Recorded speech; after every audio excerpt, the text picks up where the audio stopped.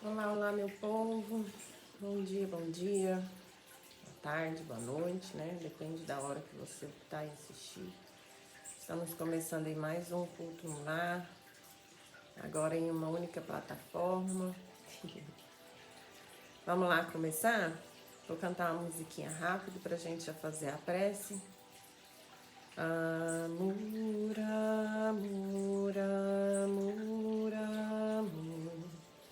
Ser cristão é ter amor.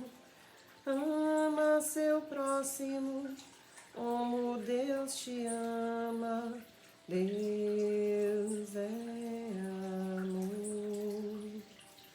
Deus é amor.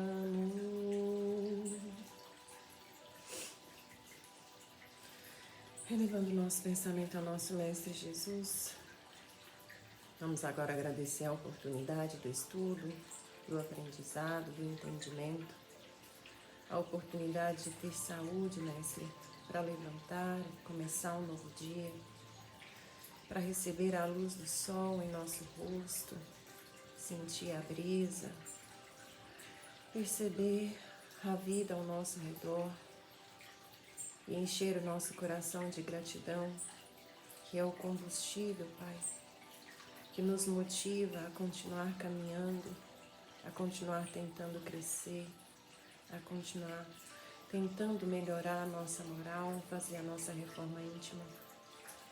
Peço proteção a mim, a todos aqueles que precisam de vós, àqueles que nos são muito caros, e principalmente ao nosso planeta, que se encontra numa situação complicada mediante aqueles que a habitam. Que o ser humano possa ter consciência, Mestre, do seu papel nesse processo de crescimento do nosso planeta. Que a luz do nosso Pai esteja conosco hoje e sempre, e que assim seja. Deixa eu te falar, assim, tá vendo que eu tô ocupada? Senta aí, fica quieta. Larga, sossega, vou voltar ocupada. E para de passar embaixo da mesa. Vamos lá? Evangelho segundo o Espiritismo. Olha o tamanho, né? Do cachorro também. Larga, sossega, quase do meu tamanho. Vamos lá, começando então. A outra tá lá de fora. Fica aí, porque se juntar os 6 duas eu não aguento, não. Conhece-se o cristão pelas suas obras. É o capítulo de hoje. Senta aí, pertinho da vovó, fica aqui com ela. Então, nós estamos no capítulo 18. Reconhece-se o cristão pelas suas obras. Luna, dá a volta e para de chorar. Aqueles que dizem Senhor, Senhor, não entrarão no reino dos céus, mas só aquele que faz a vontade do meu Pai, que está nos céus. Escutai essas palavras do Senhor, todos vós que repeles a doutrina espírita como uma obra do demônio. Abre os vossos olhos, ouvidos, pois o momento de ouvir chegou. Vem pra cá, meu amor.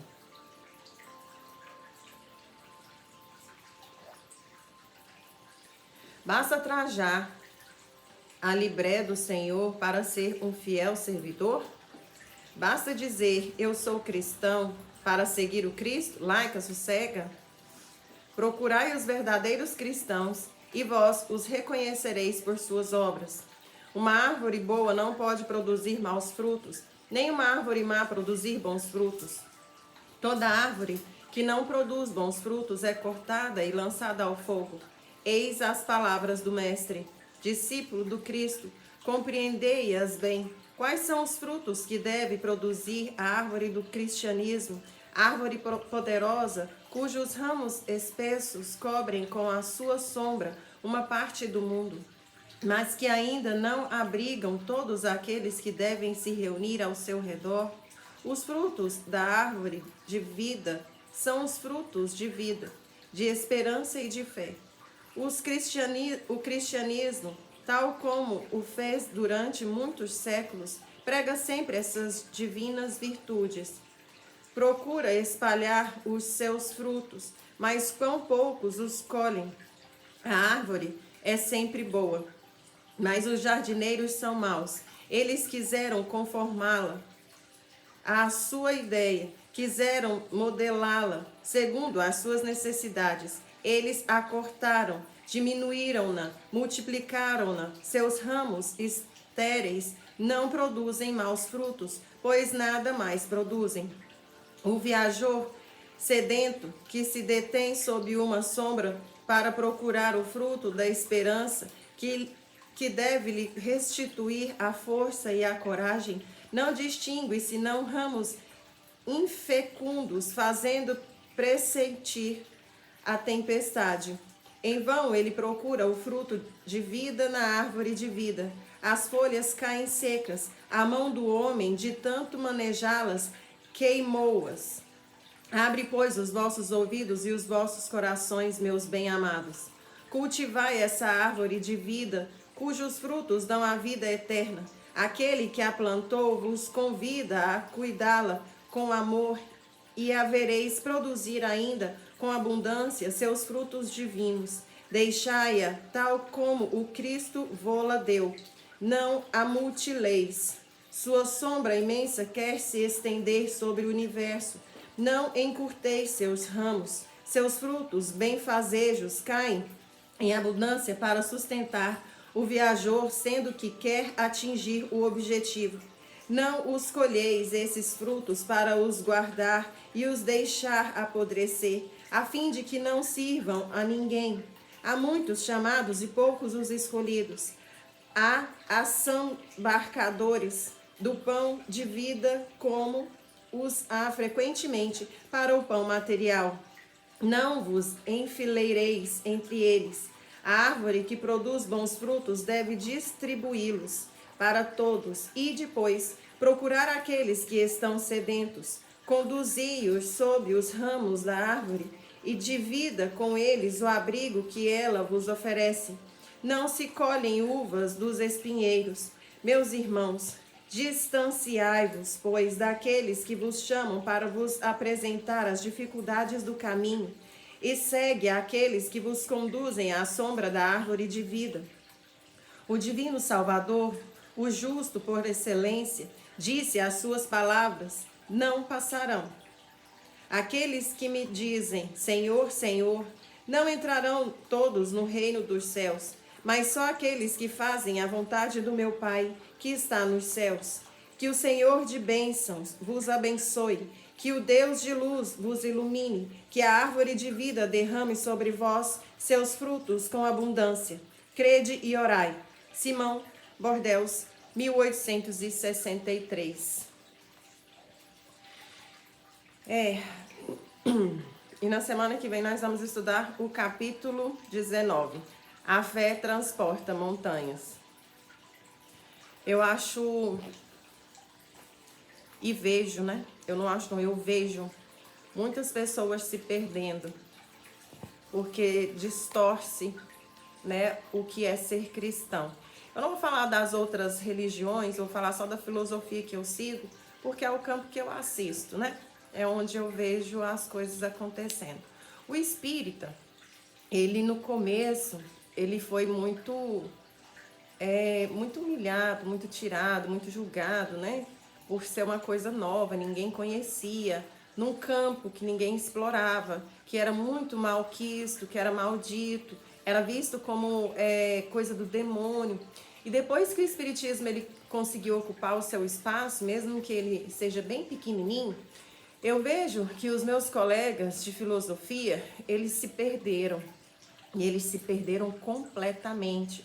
Primeiro pela vaidade, né? Muita vaidade, mas é muita vaidade, muito ego. E depois pela ausência de compreensão da própria filosofia. Porque a filosofia espírita, ela sempre traz que o que faz um espírita é a reforma íntima. É você agir para com caridade, para com você mesmo. E a partir deste momento, você começar a agir para com caridade para os outros. É claro que quem está com a barriga vazia não vai conseguir agir para com caridade. É claro que a gente tem ali a obrigação de saciar a fome daqueles que estão passando por necessidade. É fome de um abraço, é fome de um sorriso, é fome de alimento, é fome de uma água, é fome de um trabalho. Mas não existe doutrina, não existe filosofia se você não faz a sua reforma íntima. Você está perdendo o seu tempo. A única coisa que engrandece esse comportamento de achar que ser espírita é fazer caridade para com os outros, a única coisa que engrandece é aquele coração que se alimentou. É aquele coração que vai dormir de barriga cheia, né? E isso realmente é muito importante, é um trabalho que a gente não pode cessar. Mas achar que ser espírita é sair e fazer caridade, é só levar marmita, é só entregar cesta básica, é só entregar roupinha, é só, cara, você tá perdendo seu tempo. E aí quando desencarna e chega lá no plano espiritual e vai para as colônias espíritas no umbral, revolta. E é o que mais acontece. E eu faço uma sugestão para aqueles espíritas que não acreditam ou que acham que eu estou falando isso aqui por desdém ou sei lá por quê. Leia um livro chamado Os Dragões. O diamante no lodo não perde o seu valor. É porque eu não estou com ele aqui. Esse livro ele foi me emprestado e eu tive que devolver. Mas deixa eu pesquisar o nome dele, até da pessoa que escreveu, porque, cara, vocês vão entender na íntegra o que eu estou falando. E é triste, porque a gente vê no nosso grupo, no nosso quadro, pessoas que ocupam posições altas, posições importantes, totalmente perdidas. Os Dragões de Maria Modesto Cravo. Lê esse livro, pelo amor de Deus. Eu imploro para todos os espíritas que se dizem espírita, leia esse livro, Os Dragões de Maria Modesto Cravo. Para vocês entenderem o que eu estou falando e o que acontece com o espírita que acha que ser espírita é só distribuir cesta básica e fazer campanha Alto Souza. A gente está criando uma falange de pessoas egocêntricas que estão destruindo a nossa doutrina. É muita vaidade, todo mundo querendo títulos e posições, quer ser coordenador, quer ser presidente, quer ser não sei o quê, quer ser não sei o quê, mas você sentar para discutir o evangelho, eles não têm conhecimento. Não estuda, não lê, e muitas vezes quando a gente fala, nossa, a gente tem que voltar, não, já estudei demais, tudo que eu tinha precisado, já estudou bem. Cara, me ajuda. Grava isso que você falou e ouve. O espírita que fala que já estudou demais, cara, você tá alienado, você tá perdido, você precisa de ajuda. Então eu vou falar da minha filosofia, eu tô vendo que a doutrina ela está deixando de ser o que era por ego, vaidade e preguiça. Então tá aí o meu conselho, leia esse livro, vê o que está acontecendo na íntegra dentro da filosofia, e é uma história que aconteceu dentro da FEB, tá? Então não é criada nem inventada, é uma coisa que realmente aconteceu e está acontecendo desde então em todas as casas. Porque todo mundo está muito preocupado em ser coordenador, em fazer não sei o quê, em ser não sei o quê, não sei o que lá, mas não faz a reforma íntima, que é o que vai fazer com que você se transforme. Que é que vai levar você lá para a colônia Nosso Lar, igual todo mundo fica viajando e sonhando, como se Nosso Lar fosse a única colônia, né, que existe aqui para a gente estar habitando. E aí prova, mais uma vez, a ausência de conhecimento para um doutrinador, para um espírita que acha que é a única colônia que existe para a gente ir é o Nosso Lar. O único livro que a gente tem que estudar é Nosso Lar. Não, então, pelo amor de Deus, vamos diminuir aí o nosso ego, vamos colocar a mão na nossa consciência, vamos estudar de novo o Evangelho, o Livro dos Espíritos e começar a ampliar a nossa visão, nosso campo de visão em relação à doutrina. Porque não adianta você falar Senhor, Senhor, como está escrito aqui no Evangelho, e achar que isso é o suficiente para entrar no reino dos céus, não. Tá dado o meu recado, acho que é mais um desabafo. A gente fica triste, né? Quando a gente vê essa realidade.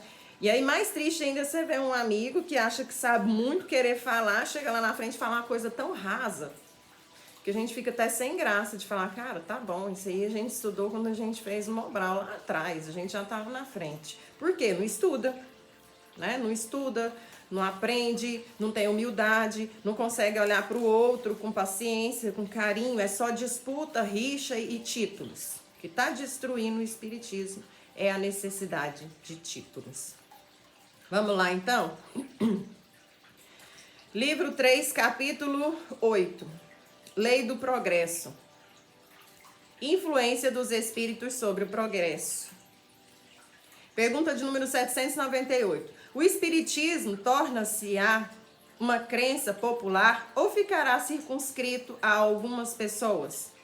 E os espíritos respondem: certamente, ele se tornará uma crença popular e marcará uma nova era na história da humanidade, porque está na natureza e é chegado o tempo em que deve tomar lugar entre os conhecimentos humanos. Entretanto, terá grandes lutas a sustentar, mais ainda contra o interesse que contra a convicção, porque não é preciso dissimular que há gente interessada em combatê-lo. Desculpa.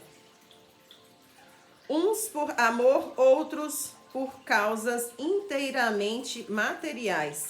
Mas os contraditores, achando-se mais e mais isolados, serão forçados a pensar como todo mundo, sob pena de se tornarem ridículos. As ideias não se transformam senão com o tempo, e jamais subitamente. Elas se enfraquecem de geração em geração e acabam por desaparecer pouco a pouco com aqueles que as professaram e que são substituídos por outros indivíduos imbuídos de novos princípios, como ocorre com as ideias políticas. Vede o paganismo. Não há hoje certamente pessoas que professem as ideias religiosas dos tempos pagãos. Entretanto, vários séculos depois do advento do cristianismo, elas deixaram traços que só a completa renovação das raças pode apagar. Ocorrerá o mesmo com o espiritismo. Ele fez muito progresso, mas haverá ainda, durante 2 ou 3 gerações, um fermento de incredulidade que só o tempo dissipará.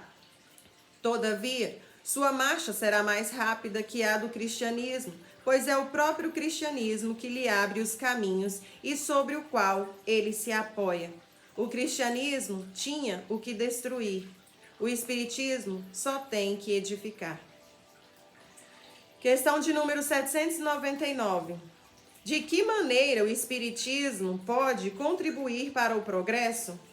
E os espíritos respondem: destruindo o materialismo, que é uma chaga da sociedade. Ele faz os homens compreenderem onde está o seu verdadeiro interesse. A vida futura, não estando mais revelada pela dúvida, o homem compreenderá melhor que ele pode assegurar seu futuro pelo presente, destruindo os preconceitos de seitas, de castas e de cor. Ele ensina aos homens a grande solidariedade que deve uni-los como irmãos. Pergunta de número 800. Não é para temer que o espiritismo não possa triunfar na negligência dos homens e de seu apego às coisas materiais? E os espíritos respondem: seria conhecer bem pouco os homens se pensasse que uma causa qualquer pode transformá-los como por encantamento. As ideias se modificam pouco a pouco segundo os indivíduos, e é preciso geração para apagar completamente os traços dos velhos hábitos. A transformação não pode, pois, se operar senão com o tempo, gradualmente, pouco a pouco. A cada geração, uma parte do véu se dissipa. O espiritismo veio rasgá-lo completamente, mas até lá, mesmo os que tivesse o efeito de corrigir um homem de um só dos seus defeitos, e seria um passo que lhe teria feito dar, e por isso mesmo um grande bem, porque esse primeiro passo lhe tornaria outro mais fácil. Lhe tornaria os outros mais fáceis. Porque os espíritos não ensinaram em todos os tempos o que ensinam hoje? E os espíritos responderam: não ensinais às crianças o que ensinais aos adultos, e não dais para um recém-nascido um alimento que ele não possa digerir. Cada coisa em seu tempo. Eles ensinaram muitas coisas que os homens não compreenderam ou desnaturaram, mas que podem compreender atualmente. Por seus ensinamentos, mesmo incompletos, prepararam o terreno para receber a semente que vai frutificar hoje.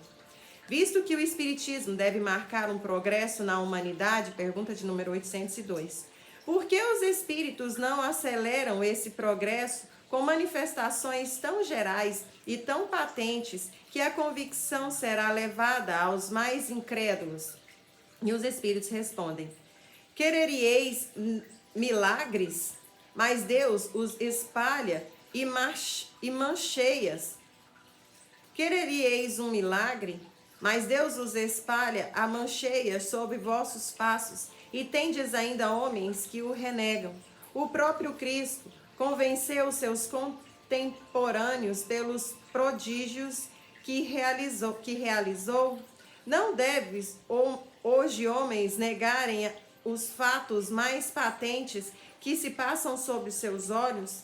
Não tendes os que dizem que não acreditam, mesmo que vissem? Não é por prodígios que Deus quer reconduzir os homens em sua bondade. Quer deixar-lhes o mérito de se convencerem pela razão. E aqui é mais uma prova do que a gente estudou no Evangelho, né? Ninguém vai mudar da água para o vinho porque virou cristão. Agora eu sou... Ontem eu não era, não. Ontem eu era budista, né? Hinduísta. Agora eu sou cristão, tô salvo, vou pro céu. Só isso, só porque você é cristão, E o que te faz cristão? Que eu falei que eu sou cristão, tá? Agora eu sou cristão. Mas passar alguém, ele me incomodar, eu pego um pau e jogo nele, né? Se tiver alguma coisa que me interessa ali, eu passo a perna na pessoa para conseguir. Se tem alguém que eu conheço muito, eu deixo de ajudar, porque eu prefiro ir pra farra do que ficar aqui te dando apoio, suporte. Eu vivi isso na pele, viu, gente? Diga-se de passagem. Daí a gente vai filtrando quem fica do nosso lado e quem vai embora. Então, gente, ser cristão é muito mais do que falar. Ser cristão é muito mais do que você acreditar que você é um cristão. Ser cristão exige atitude, exige estudo, exige maturidade, exige, acima de tudo, transformação moral, reforma íntima. Você pode pegar aí todos os cristãos que se dizem cristãos e colocar nessa peneira que eu acho que não fica um. Nem eu. Porque eu perco a minha paciência assim, rapidinho. Meu processamento de dados, ele é instantâneo. Não consigo. Hipocrisia, falsidade. Nossa. Então, a paciência, a indulgência que pede, eu não tenho. Então, não fica um. Tá? Então, vamos colocar a mão na consciência e parar de falar por aí que nós somos cristãos, porque para ser cristão é muito mais do que falar. Tem que fazer, tá? É a reforma lá dentro que transforma. É o sacrifício de ajudar aquele que, nossa, não gosta de fulano, mas tá passando uma situação tão difícil. Vamos lá, né? Vamos. Isso é ser cristão. Não é ficar falando pelas costas, não. Nossa, tem uma coisa que me mata dentro da nossa filosofia, é isso. O povo é uma coisa na sua frente, todo planeta é assim, né? Mas, cara, você tá dentro de uma filosofia onde você sabe que existem pessoas que conseguem enxergar o que você sente e o que você pensa. Se você se comporta desse jeito, então você nem acredita no que você estuda e no que você vive. Aí você tá lá, a pessoa é uma coisa na sua frente e nas costas, filho, é o avesso. E acha que ninguém vai perceber com essa porrada de médium que trabalha, você acha que ninguém vai notar? Para, né? Me ajuda. Então vamos lá. Tapa na cara semanal é pra mim, porque hoje eu tô daquele jeito, né? Com a minha amiga orangutanga aqui do meu lado. Chico Xavier e suas mensagens no Anuário Espírita. Leitura de número 44. Trabalho em nós, Emmanuel. Cada vez mais predominante na Terra a necessidade do trabalho com o entendimento da importância de semelhante ingrediente na evolução. A sabedoria da vida estabelece o serviço profissional, seja na administração ou na subalternidade, quase que por látego, indispensável à preservação da saúde e da harmonia mental das criaturas. No entanto, existe a sublimação do trabalho nas atividades do bem ao próximo, nas quais o servidor comparece voluntariamente, sem qualquer ideia de remuneração. Altruísmo enfatizado no mundo pelas religiões ou fora delas. É, sobretudo, para esse tipo de ação que a espiritualidade maior convida as criaturas da terra a benefício delas mesmas. Caridade, beneficência, filantropia ou assistência social, sob qualquer dessas legendas, os companheiros domiciliados no plano físico encontram oportunidades valiosas para a aquisição de valores da alma, por expressão definitiva e substancial em qualquer sistema de vida. Muitos amigos menosprezam o ensejo que se lhes oferece, pronunciando recusas quais estas: quem sou eu para servir? Sou um feixe de informações, conheço o meu atraso moral, meus defeitos são meus impedimentos. Não tenho qualidades para comparecer nas boas obras. Entretanto, os convites dos orientadores espirituais, realmente orientadores, falam em serviço e não em santidade. Eles sabem que somos ainda consciências endividadas em evolução. Temos conosco refulgências de estrelas e sombras de abismos, tranquilidade e tumulto, fontes de amor e desertos de incompreensão. E não seria justo exigir perfeição dos seres em aperfeiçoamento. Fugir do trabalho de auxílio aos outros, sob esse ou aquele pretexto, é mera desculpa de quantos preferem retardar a melhoria própria. E afirmamos isso porque estamos muito longe do clima dos anjos. E se quisermos caminho de elevação para o reencontro com qualquer que nos esperam nas vanguardas da luz, a única opção será sempre servir. E que assim seja. Vamos lá, então? Encerrar. Elevar o nosso pensamento ao nosso Mestre Jesus, agradecendo a oportunidade de ouvir suas palavras, de abraçar os seus ensinamentos, compreendendo, Mestre, que a época das palavras da boca para fora já passou, que precisamos ser aquilo que dizemos que somos, que possamos compreender na íntegra o que isso quer dizer, para que possamos nos transformar realmente de dentro para fora. Compreender que a transformação ela começa dentro, que precisamos ser, para que assim finalmente possamos fazer. Que a sua luz e a sua paz possa se estender aos nossos corações e ao coração daqueles que ainda se encontram cegos. Perdão por sermos ainda tão infantis, mas somos seres errantes. E ainda na matéria, seremos eternamente seres errantes. Gratidão pela oportunidade da compreensão. Gratidão por todas as bênçãos já recebidas. E perdão, Mestre, por sermos ainda tão infantis mais uma vez. Graças te damos hoje e sempre. E que assim seja. Que assim seja. Gente, deixa eu pegar minha caneta aqui rapidinho.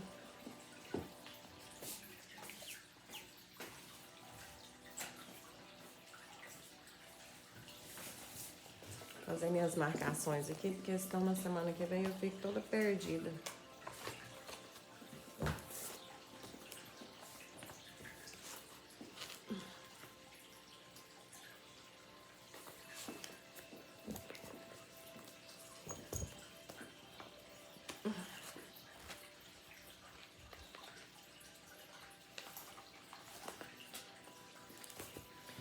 Vamos lá, então. Herdeiros do Novo Mundo.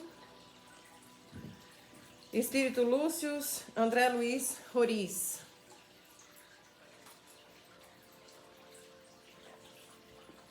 Nós paramos quando eu estava explicando como que funciona o trabalho mediúnico nas mesas, né?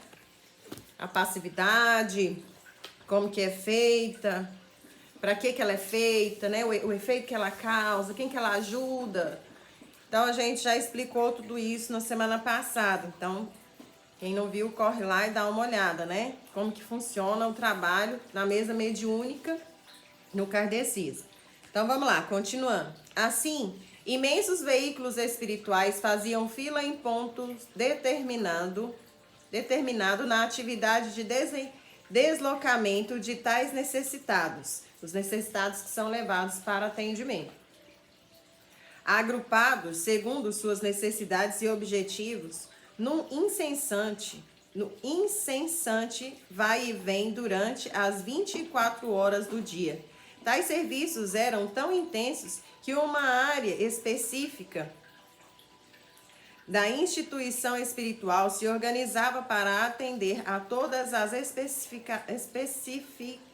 especificidades, considerando que cada doente a ser transladado era identificado, possuía ficha que lhe definia a posição espiritual, a ligação a determinado núcleo do mundo invisível superior que o tutelava espiritualmente, quem lhe havia sido os mentores avalistas da última encarnação, que necessidades prementes apresentavam, qual o destino a que estavam endereçados e a qual grupo ou autoridade espiritual direta deveriam ser entregues para serem custodiados na nova fase da recuperação. Então, isso aqui é o que acontece, né? Durante o trabalho, em que a gente não está ali atuando. A gente trabalha ali 2 horinhas do dia, mas durante 24 horas do dia, esse trabalho ele está funcionando, né? O translado com vai e vem de espírito de um lado para o outro, as pessoas que são responsáveis por ele, quem foram os mentores dele enquanto ele estava encarnado, de que falange ele faz parte, a quem que eu vou ter que levar a documentação dele, né? Para estar respondendo sobre ele. Então vamos esperar aí o carro passar que a gente continua. Continuando. Os veículos de transporte eram de diferentes tipos de tamanhos, operados por técnicos capacitados para manejá-los de forma precisa e por uma tripulação de trabalhadores especializados nas necessidades de seus passageiros, contando com os diversos servidores da área médica, bem como com outros tipos de trabalhadores que se esmeravam para levar a calma e o conforto aos ocupantes. Para muitos, a vibração elevada do ambiente interno de tais veículos produzia suave torpor que lhes garantia um transporte sem sobressaltos, sobretudo aos espiritualmente menos preparados, enquanto que os mais lúcidos e serenos poderiam observar todo o processo, aprendendo com as novidades que doravante testemunhariam. Em tudo, a disciplina e a ordem davam um tom de tarefa a se realizar, portanto, eficiente cada detalhe, e tudo funcionando de acordo com as imprescindíveis determinações superiores, coordenadas pela mão generosa de Bezerra de Menezes, que naquele núcleo, como em muitos outros, operava como um supervisor das vontades do Cristo.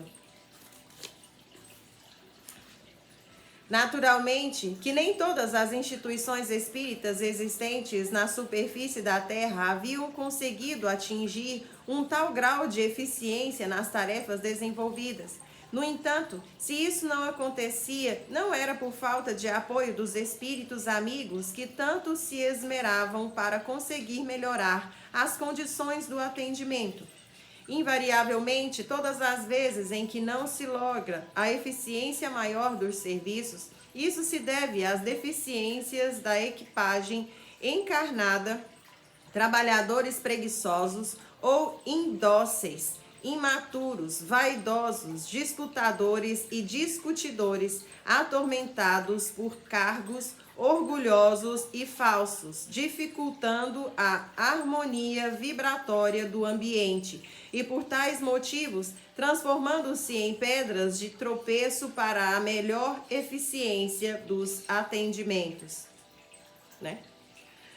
Entidades amigas se esforçam para corrigi-los, estendendo o amparo dos conselhos durante o descanso do corpo carnal, com elucidações, orientações e estímulos para a superação de complexos tudo fazendo para que despertem para as volumosas responsabilidades de serviço a que estão se vinculando.